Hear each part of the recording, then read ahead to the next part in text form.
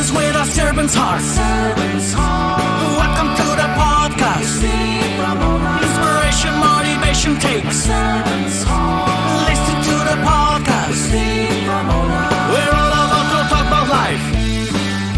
Our guests will share their life story. We want you to success in life and business. We're ready and we will start shortly. We're gonna talk about life. We're going to speak on business. You're gonna shine bright. We are going to witness. Business with a servant's heart. With hosts Steve, Ramona, and Ray. Inspiration, education talks. Listen to the podcast.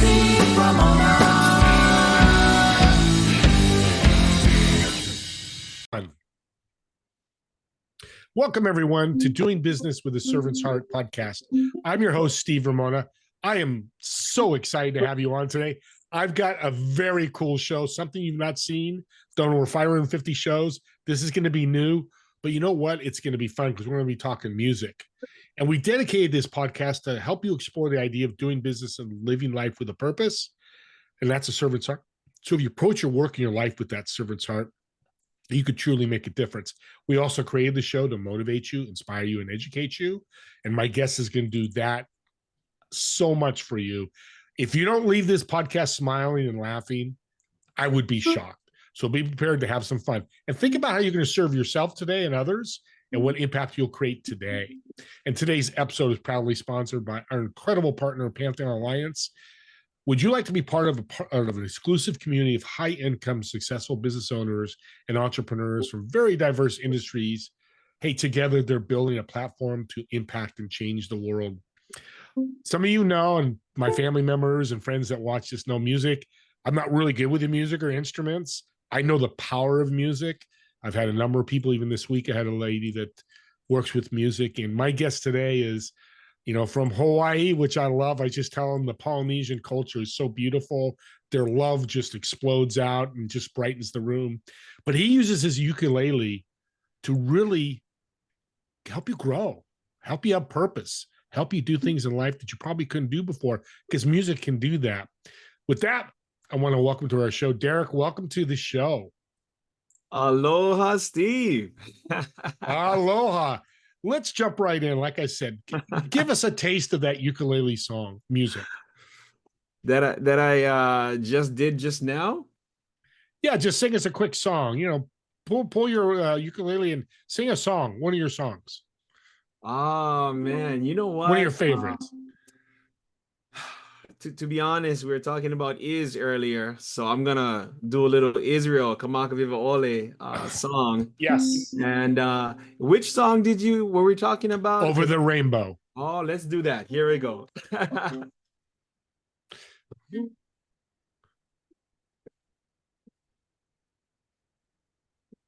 Okay, somehow we can't hear you, Derick. Now I can hear you. Can you hear me now? Yeah. Okay. Let's try that one more time, all right? Somewhere over the rainbow, way up high, and dreams that you dream of, dreams really do become true. Ooh, somewhere over the rainbow, bluebirds they fly. The dreams that you dare to, oh why I can't die.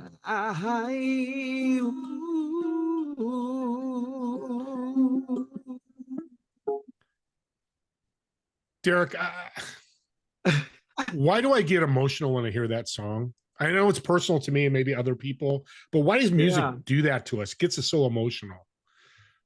I think it's that aloha spirit that that you're receiving, and that we give aloha and you receive aloha. I think it's just that little love and the little acceptance of just being grateful, that vibe, being grateful, being in joy, regardless of the circumstance of our lives or our world per se. But yeah, just being that, just giving love regardless, Yeah. unconditionally.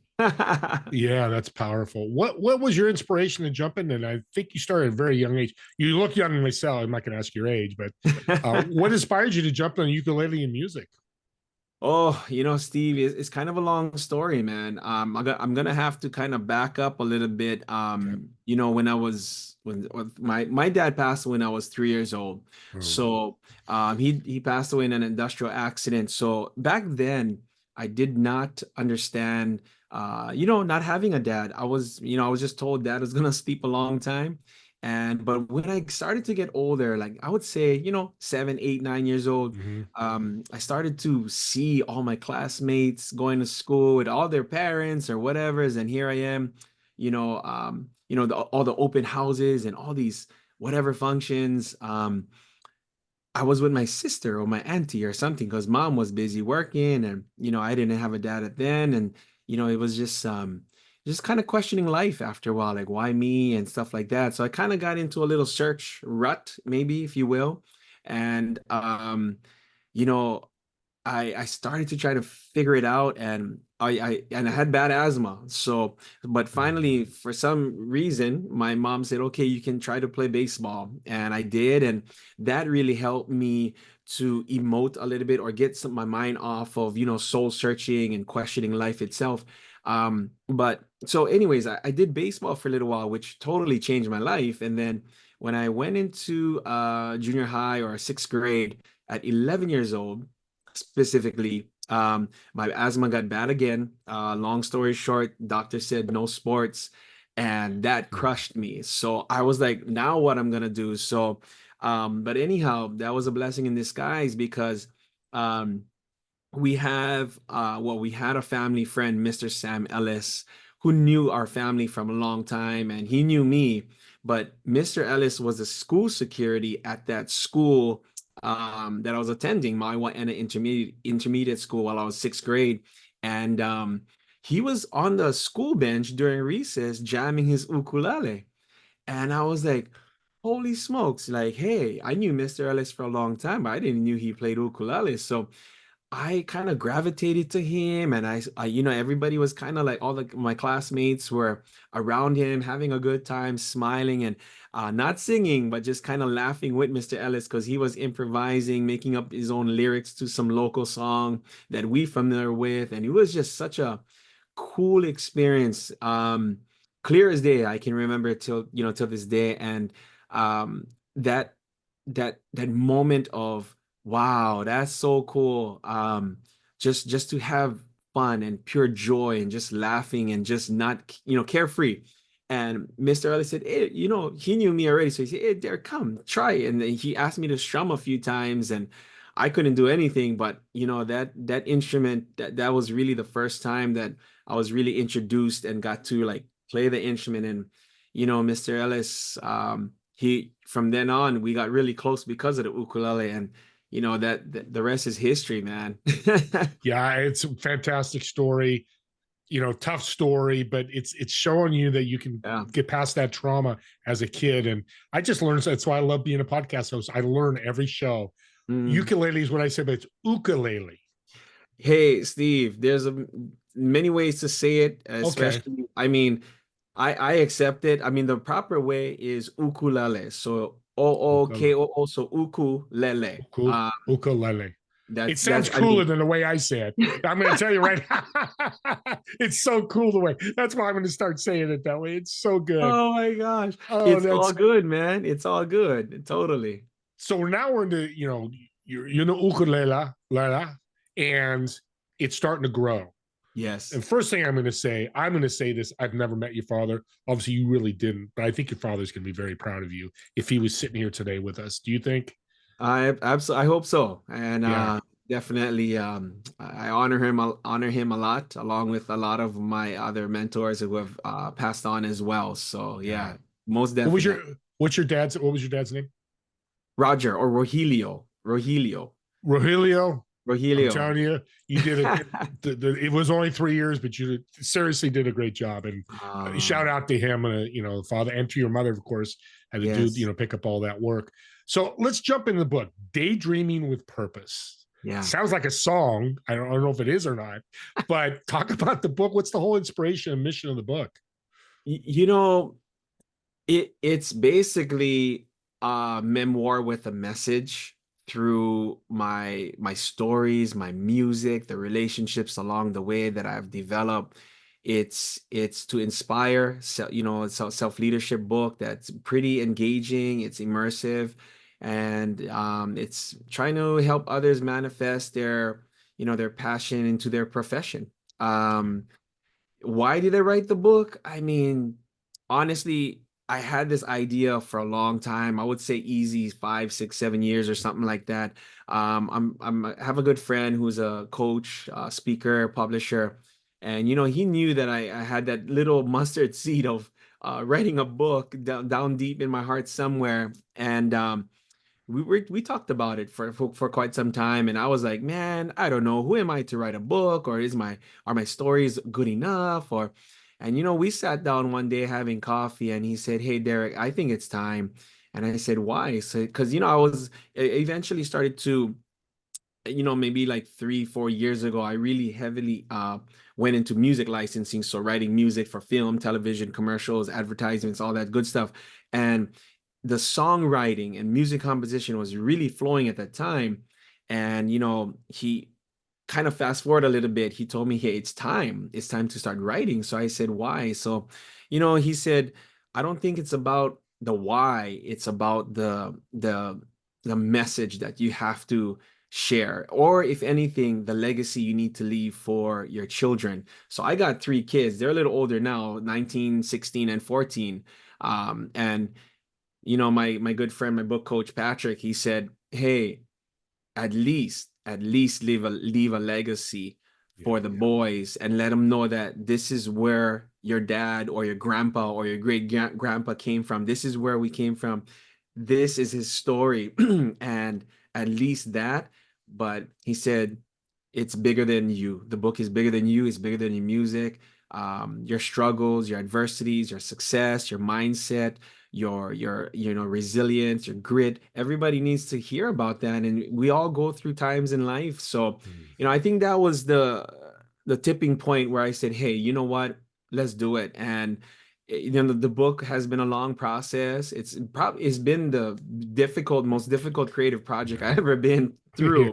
I mean, but it's been a blessed journey, man. It's been a blessed experience. And it really, really gave me a whole different perspective in the creative world and the business world as well. And I'm excited. Yeah, for sure. Yeah. Well, and let me ask you this. This might be a hard question for you, but if you read this book, between 5 and 12 years old, do you think it would have helped you with everything you were going through? I think so. I really do. In today's world, especially, today's world, there's a lot of distractions. There's a lot of media, social media, commercials, anything that can distract a lot of the younger generation. It really, to me, I think this book is really trying to encourage being real and being honest with yourself, your calling, your purpose, not just because of what you see, or because of really what you feel that is. If you want to try to sow something, you should just sow something regardless of what you just saw or people saying about you. You know what I mean? So I think in today's world, there's a lot of distractions. People want to be like other people. People want to talk like other people. You know what I mean? They want to, but I think this is just being encouraging to be different, to be you, and to find your heart and follow that, and that calling, so. Love that. Oh, that's a servant's heart right there. That's why he's on the show, guys and girls. One of the many reasons besides his music. And so let me ask you this. You're very humble. I can tell by your prayer. You really want to take care of everybody. You're a servant heart, but you've got some huge success. Jason how do you say his name? The singer, Jason. Oh, Jason Mraz. Yeah, Mraz. And name a few others that you've sang with on stage. Yeah. What was that feeling like? And we're talking big celebrity. He worked with Oprah Winfrey, big celebrity. What was that like? And what did you learn working with those people? Oh, you know, Steve, I don't think it's even that question. I think it was that dreaming, that manifesting, that it all started of, the ukulele, kind of like backtracking, scaling back this whole thing is, Yeah. it's like the ukulele gave me permission to dream, gave me permission to hope, and to like, what if? And the one thing that I really like when I started jamming with Mr. Ellis back in the day, he would ask me, what are your dreams now? And I said, I want to somehow figure out a way how I can share this ukulele around the world. And it was that to speak it, or actually to think it first, and then I started to kind of speak it, and then when I spoke about it, the actions start to change and the mindset start to change, and you start to gravitate to that. And I started to say all these kind of things like, hey, I want to travel and perform around the world on these big stages, sports stages. I want to meet Oprah one of these days. What would it be like to maybe meet and perform with Jason Mraz? And what would be like to be a TED Talk speaker, a TEDx speaker? What would be like to be on these big sports stages? How I can connect my childhood dream as trying to become a professional baseball player. That didn't happen, so I just said, hey, what if I try to connect my music to the sports, my childhood dream? And that is what manifested this whole thing along this entire journey, was allowing myself to dream with purpose. And the intention, the purpose was to inspire and to impact, basically. And how, that's the scary part. I mean, a lot of adversities along the Yeah. way, a lot of rejections, a lot of no's, a lot of, hey, this is not what we're looking for. National anthem on the ukulele. What is that? Right. So, it was like, there was a lot of things that did not go my way, but at the same time, I just knew deep down in my heart, if this is what God is calling me to do, then by all means, it's going to Amen. happen in His timing, not mine. So, yeah. Yeah, I'm glad you mentioned the obstacles, because people hear these stories like Derick, saying it. I'm going to ask you about Dodger Stadium, but saying here, met with Oprah, things like that. Like, it's just this, and it's not. It's, yeah, you drop down. Oh 100%. yeah, next, right? You did. So I'm glad you said that, because it works. Every successful person I've had on my show said the same thing. Sure. There's not a straight path to it. So I've Oh, got to ask absolutely. you. I'm a San Francisco Giants fan. So Hey, hey, I like it. yeah, you sang at Dodger Stadium, which is an iconic baseball stadium. Sure, What was that sure. feeling like when you sang? I did not sing. They hired me to do Oh, the instrumental version of the still okay. national anthem, and that is unique itself. So, um, Well, you wait a know, minute. Wait a minute. Wait, you played ukulele. I'm probably saying it wrong. And that's ukulele, all ukulele. ukulele. That's Yeah. all you played for the. You didn't sing the national. You just played it. No, yeah, That's awesome. that was like, Steve, the story was, man, like for real. It, it's a crazy story about just the national anthem itself. I had this little taste of sports world playing halftime shows for the NCAA men's basketball Maui Invitational here in Maui Mhm. back in, I don't know, 2008, 9 or something like that. And I was like, wow, this is cool. And I got attention from like ESPN and all that good stuff. And my dream was like, how can I get this further, And my wife and I, and it started at this moment where my wife and I was having dinner. We were at my in-laws. We were having dinner at my in-laws, and we're sitting on Papa's dinner table, and we were watching this little TV that Papa always had on, watching the Lakers. I wasn't a Lakers fan, but man, when I married my wife, I married the Lakers. So, anyways, that's another story. Hold this. Um, but the good thing is, it was Kobe and Shaq's era, man. Yeah. It was I mean, that was one of the best duos I've ever seen in NBA. But Amen. um we were watching the Lakers play on the TV, and they were going back and forth, and I could just see this, the Lakers logo, right? You just see it, Lakers logo, Staples Center. And man, I turned to my wife, I said, hey, what would it be like if I could be on, center court playing my ukulele, for the Lakers. And we kind of like paused, obviously, and was like, nah, we just laughed about it. But honestly, when I went home that evening, it just stuck with me. Almost couldn't sleep. It's like, what could I do? What could I try? Who could I call? Who could I email? Who could I fax? I mean, back then there was fax machines, so whatever. Or still have, I think there is still faxes, but that was that was the start where I tried for the Lakers. I tried calling, crickets. Nothing happened. But what happened was, um a long story short, I kind of navigated through, and the Arizona Diamondbacks from MLB gave me the first chance of playing the national anthem on the ukulele. And I did that, I think 2010 and 11. And I started to start to do in the sports world, or doing, on halftime shows, and started getting a little bit more credits per se. And finally, the Lakers called me after, oh, geez, I would say 6 or 7 years of trying. So it took me a long time to break into the Lakers, and it wasn't even at the Staples Center yet. The Lakers are doing a spring training here in Hawaii, and between my tours of mainland and international, they actually helped me fit their schedule so I could actually do the national anthem here in Hawaii for their preseason opener. That was really cool. And to meet the Lakers, to start working with them. But hey, it wasn't the Staples Center. That was my original dream, right? So I I was very, very grateful to have that as a as a success. But the following year, and I think that was in 2016 of March, we kept in touch, and they brought me back for Kobe's retirement season, the last game against LeBron James.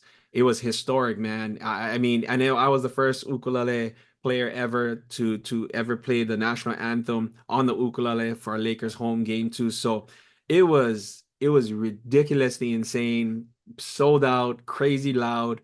I was nervous too. My bones were shaking out of my body. I mean, it was but Of that's the course. story, man. Well, I'm going to say this, audience. I've got a new middle name for Derick. It's Victory, because he doesn't give up. He's resilient. He's persistent.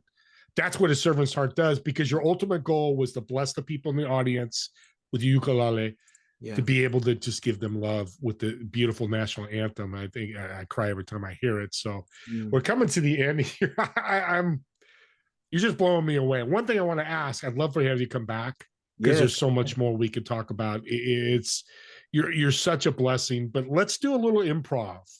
You ready? Because you've been on stage, so this will be easy for you. So you've got a reservation at a restaurant in Hawaii. Let's pick your Okay. favorite restaurant, whatever that is. It's a table of 4. You're sitting in one of the chairs. We'll leave a chair for you and your wife. Have your wife there. Who are the 3 people you would invite, dead or alive? Why would you invite them? And what food would you order? Oh my gosh, so I got 3 people to invite? Well, Steve, I Correct. gotta invite you first, dude. You know what I'm Oh, saying? So, God Steve, you bless are you. one of them for sure, brother. We gotta If talk it's stories. Hawaii, I'd be there. Automatic, automatic. And hey, if your wife can come, bring her too. So I Let's might have. bring it. We'll add another chair. Hey, just bring it. It's your table. It's not mine. Oh, but three. I would definitely have my dad there. I would love to talk a little bit of his story or get to know him more. That's automatic. As far as all the the celebrities or whatever, all these guys that I look up to, I mean, that's all great, but I know they're all human beings too. My dad, number one. Number two, I definitely would like to see if I could have Israel Kamakaviva Ole there as well. That I big want to be Hawaiian. there then. Okay, then Yeah. you count me in for sure. Oh Well, we're yeah. gonna have to pull up extra seats, brother, and that's Yeah, fine too in that's Hawaii, all bro. right. Yep. A table of 4 or 5 is too small, man. We need 10.